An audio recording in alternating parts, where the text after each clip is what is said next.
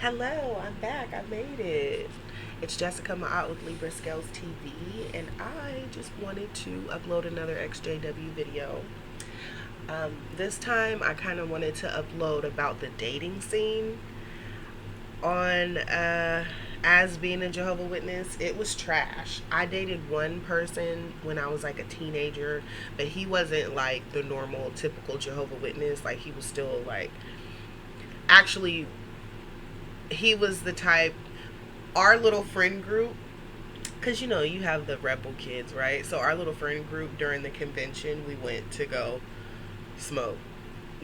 Like we went to go smoke on the intermission. So he was one of those. So even still, the one Jehovah Witness boy that I dated, he wasn't. He was normal. But anyways, um, so the dating scene, it was so trash, and I noticed the two they were black sisters, right? Beautiful, beautiful black women, right? And one's name was Colleen. I will never forget her. She had like this beautiful black skin. She always dressed so nice. She had personality. She was always like working. Like Colleen was just the bomb. Like I wonder where she is now today. But she was like a black Barbie doll, and I just loved her. And she never changed. Like she wasn't in one of them funny style acting Jehovah Witnesses. She was so beautiful. But she got married, child, to this funny looking guy. I think he was like Mexican or something. And that's not the issue at all. It was just like, why him? Like when you put them together, because in the congregation you don't really have a lot to choose from. Like, and then depending on where you live, you might not even have anybody in the congregation your age, or you just, it's slim pickings. And then when they do get married or find somebody, they get married really, really young. They don't know anything about themselves, but they're not supposed to be having sex or exploring their bodies or being alone with each other or anything like that. So you have to get married if you want to experience that. So 9 times out of 10, the marriages would fall apart.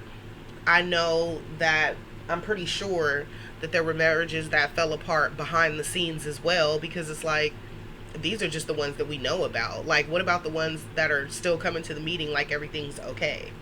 Like Jehovah Witnesses tend to do. Like, there's probably so many broken marriages inside the congregation that we don't know about.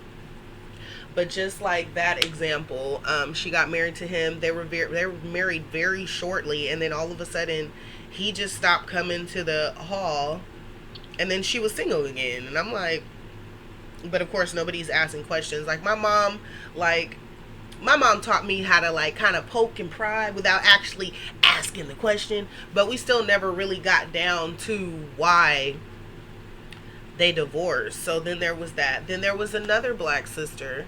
She married a really, really short, like she was kind of tall. I would say she was about 5'8", 5'8", 5'9". She was a good size or whatever, but she was older. She wanted to get married. And so of course normal. And the only other guy in her congregation that was a brother, because when they're baptized, you can't just go seek somebody else outside of the congregation. Like, that's not an option. So the only other guy her age was this short, weird looking, I think he was Mexican too, short, weird looking guy. I don't know what happened to their marriage, because we switched congregations or they switched congregations. Something happened to where I don't know what happened. There was one guy that I had a crush on for like 5 minutes, but as I matured, I noticed that he was a weirdo. Like, he was really weird. And like his facial expressions like never changed. He was probably like I don't know. Like he just looked mentally disturbed. I'm sure he was. I don't know. Um, yeah. So I just couldn't imagine. I never wanted to be a Jehovah Witness, and even that guy that I dated or whatever, he's no longer a Jehovah Witness anymore. Like, he didn't marry anybody that's a Jehovah's Witness. He's actually just fellowshipped. So that's the one Jehovah's Witness that I dated. Like, I never found them attractive. I thought they were boring. I still had family members that was doing, like my mom and dad, like my household was Jehovah's Witnesses, but like a lot of my cousins and stuff weren't. So I was still like doing normal kid stuff. I was still like celebrating birthdays on the sly and like doing little stuff, because my family was so big. But yeah, I never wanted to. So I got to meet, normal guys. So yeah, the Jehovah's Witnesses, they never did anything for me. Like they would look good, and then that would, like, I would notice something weird about them, like super weird. Like that guy whose facial expressions never changed, like his face was just like this all the time.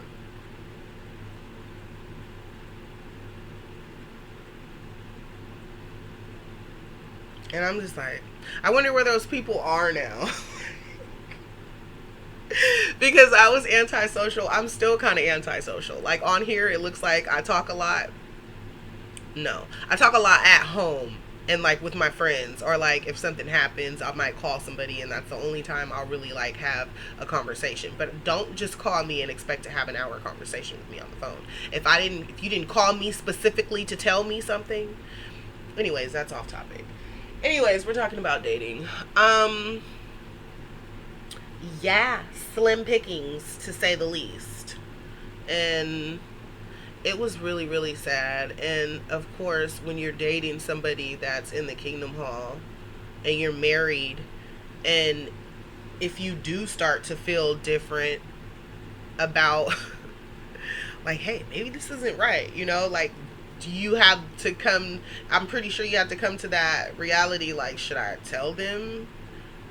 Like, are they on to it? But then that's how you know that that person is for you or not. That's what I would think.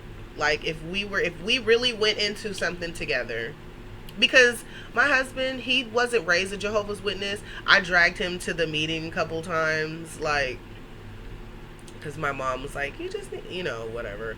So he like came and everything, and I was still trying to figure it out. I still thought it was the truth, but then I'm like looking at those sisters, and they were looking at me like, no, she didn't. Like, no, she didn't. Go find like who she really wanted. Like, the nerve. And we're still together 20 years later. And he's worldly. 3 kids. Now, if I would have married somebody in the Kingdom Hall, first of all, our marriage probably would, not probably, it would have been ruined, because I smoke marijuana. I don't believe anything that it's given. I'm not picking up what it's putting down anymore. I know too much about it. So just imagine if I was to have a husband, he would be like, girl, you are the devil, and you picked up spirituality, and you're gonna lock your hair, and like, could you imagine me having a spiritual awakening with a Jehovah's Witness? Absolutely not. Everything happens for a reason. Like, everything happens for a reason. And when you finally come out of that, when they say the truth shall set you free, it's the truth. Because when you know the truth, you can actually live your life. Because if you don't know the truth and you just let religion tell you how your relationships should be, how much money you should make, basically they put blockers on your life. Like, you only have time for God. And it's sad. Like, you can't even date who you want. You can't even truly be happy, because you only have to pick from 3 brothers in the Kingdom Hall. One's fat and round and old. One's stupid, young, and immature. Like, you don't really have much to pick from. But they're all brothers, though.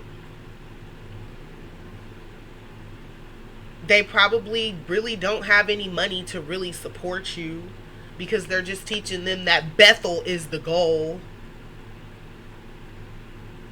It's like, oh Lord.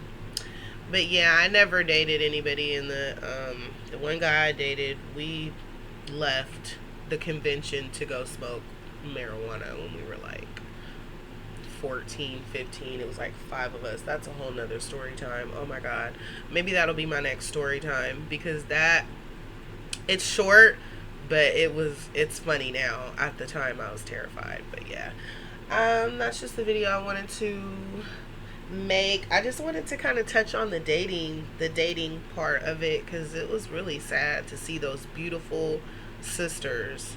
And most of the time it's a beautiful sister with a rinky dink weirdo guy. And they have to sit there and pretend that they're happy. And she has to like let him touch her and consummate their marriage. Like, could you imagine just to be a Jehovah's Witness? I just couldn't imagine this in this time trying to do that. Like, it just seems like so much work now. Like, it seemed like a lot of work then, but it really seems like a lot of work now. But that's it. All I wanted to touch on. My name is Jessica Ma'at with Libra Scales TV. I will be back, my friends. Please like, share, and subscribe. Bye.